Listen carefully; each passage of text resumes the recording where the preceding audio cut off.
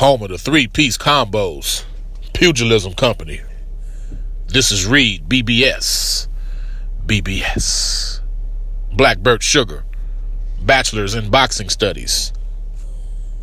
The most shocking boxing news of 2018. The most shocking news of 2018. I'm talking ESPN, whatever network, radio or TV, they're discussing this. HBO, yes, that HBO, they are down for the 10 count. HBO is dropping out of boxing programming after 45 years. After 45 years. Now, I won't tell y'all how old I am, but let's just say I could still barely wipe my ass correctly when HBO first started the boxing programming. This is huge, man. This is, once you get older in life, bits and bits of your childhood start dropping off. This here is huge. This is huge for y'all listening. I guarantee y'all don't know life without HBO. I'm at least old enough to know that. There was closed circuit. Well, first of all fights were shown ABC, NBC, CBS. You just got your fights that way. Regular TV every weekend during the afternoon. Sometimes they'd show fights at night, but either way, you didn't have to pay a dime to see it other than buy a damn TV and have electricity. Then closed circuit came about for your huge mega fights where you'd go to a movie theater and you'd watch the big fights. But then HBO very quietly came into the mix. Cable TV was still very new. Really, only people that had money had access to cable TV, and they had HBO. And HBO got into the business of big boxing 45 years ago, man. And they are, after this year, they are tapping out. They are down for the 10 count. That's unbelievable news to me.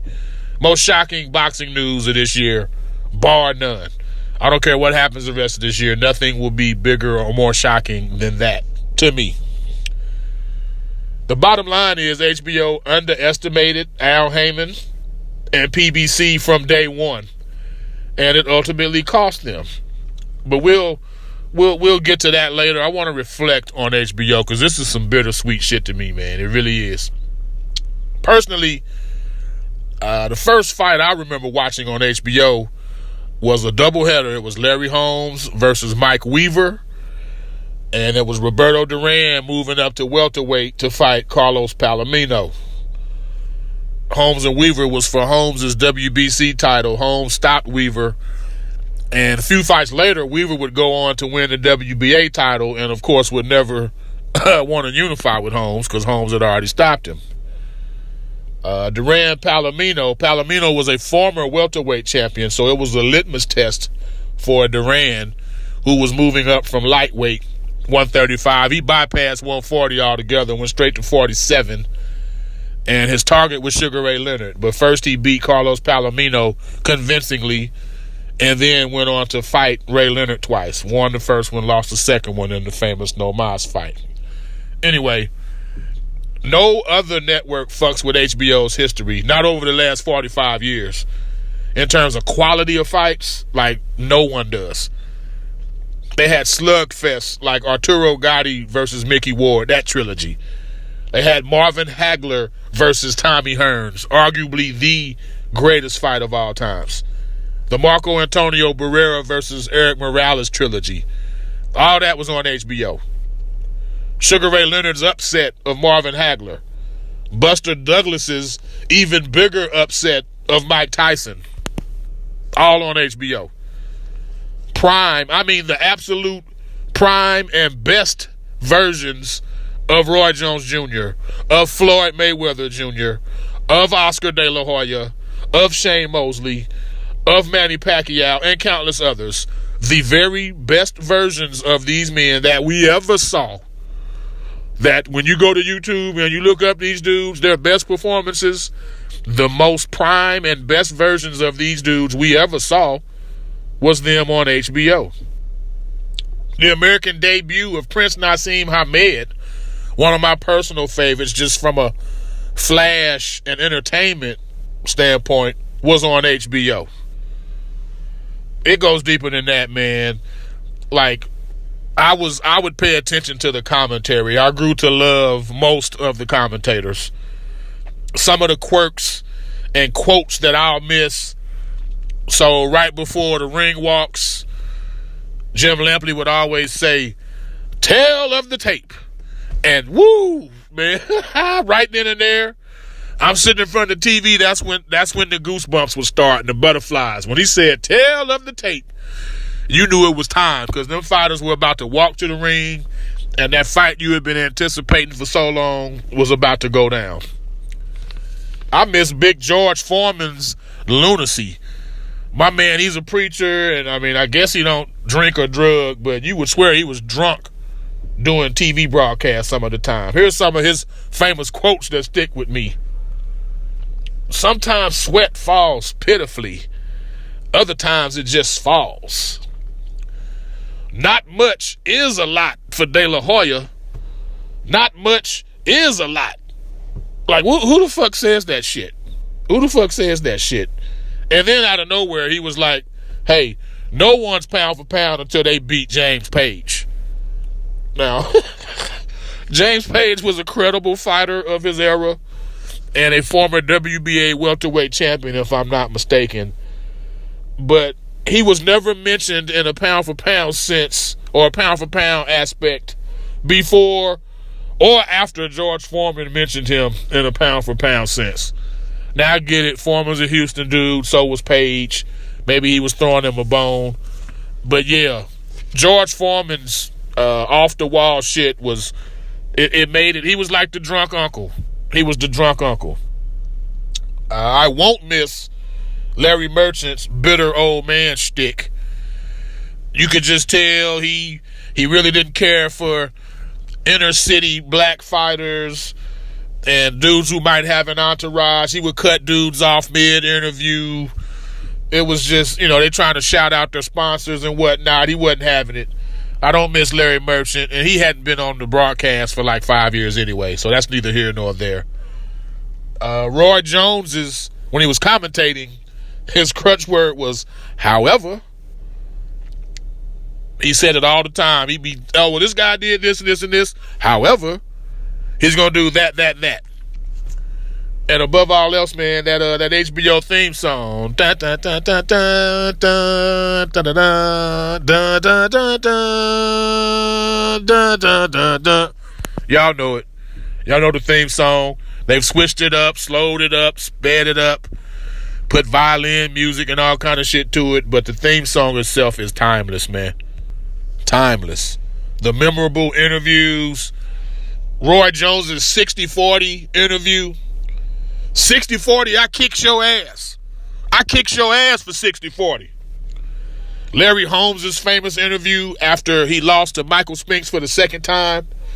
"Y'all can kiss me where the sun don't shine. And since we on HBO, that's my big black behind." Ricardo Mayorga lighting up cigarettes in the ring. Bo Galata won. Are you kidding me? So after the 75th time Andrew Galata hit Riddick Bowe below the belt, the ref finally disqualified him. At that point, Bowe's homies jumped Galata. One of them was hitting Galata upside the head with a cell phone that looked like a size 15 shoe, one of them old school cell phones. And all hell broke loose in Madison Square Garden. I'm talking chairs being thrown, white people fighting black people they ain't even know just because a white dude and a black dude was fighting in the ring. It really wasn't a good scene. Nonetheless, this was all televised on HBO. And Jim Lampley ended that telecast saying, "I have a daughter out here somewhere." Just all that little shit, man. Like, HBO was that network. Point blank, it was that network, man. They're going to be sorely missed. Along with HBO's Championship Boxing, they gave us Boxing After Dark. They gave us KO Nation. They had a Friday night knockout show that was very brief, didn't last long. They had a video game with HBO Boxing on it for Sony PlayStation. Like, they've done it big, man. I mentioned Jim Lampley, Larry Merchant, Max Kellerman. He's probably my favorite non-fighting personality in boxing, Max Kellerman. He took over for Larry Merchant and did an admirable job. Along with Roy Jones, Andre Ward was a color commentator. Bernard Hopkins would fill in when Roy wasn't available. I mentioned George Foreman. Lennox Lewis did it. He was a bit dry. He was repetitive. He didn't work out so well. And before he died, Emmanuel Stewart, the famed trainer out of Kronk, he did it. Harold Letterman, what is Harold Letterman going to do? He was the unofficial scorecard dude. He was a professional judge at one time, and then he became HBO's ringside judge. What is my man Harold going to do? Y'all got to watch out for Harold Letterman, man, because when old people, when they have a purpose, when they have a job, and that's suddenly taken away from them, it's usually not long before they meet their demise. I'm not wishing that on Harold Letterman, but I hope someone out there lets him be their ringside judge for whatever other network. He deserves that. Among the other commentators, Barry Tompkins, Barry Tompkins was that dude. I don't know why they replaced him with Jim Lampley. Lamps is Hall of Fame level, but Barry Tompkins was no slouch by any means. Fran Charles was also, he did the KO Nation. Fran Charles did. Gil Clancy, Howard Cosell, Sugar Ray Leonard, Al Michaels. All of these great talents have worked HBO fights. This is history, man. But, we got to get to the crux of it all. HBO's greed and arrogance led to this. Basically, their attitude was, who does this Heyman motherfucker think he is? Who the hell is Al Heyman, and why should we care? We're HBO. Well, Al Heyman, Harvard educated, law degree. My man was a concert promoter for the old school R&B tour, the Budweiser Superfest, with the OJs and Cameo, Frankie Beverly and Mays. Al Heyman knows business. He knows business. Again, Ivy League educated. And his business model was not respected by HBO. He came into it knowing the Ali Reform Act was about to be in place, putting limits on how long promoters could keep fighters tied to contracts. So Heyman went the managerial route. There's no limit on how long you can manage a guy. And to this day, Al Heyman is not a promoter, but he manages his guys and he loans his fighters out to other promoters. He literally flipped the script. And because HBO didn't want to work with him, even as Al kept stockpiling fighter after fighter after fighter, quality fighter after fighter after fighter, taking over division after division after division, HBO was too proud, man. And now that's why they're closing up shop.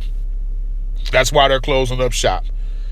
But I don't want to quite end it on that note. I loved HBO. I love what they did. Would go out of my way to watch their fights.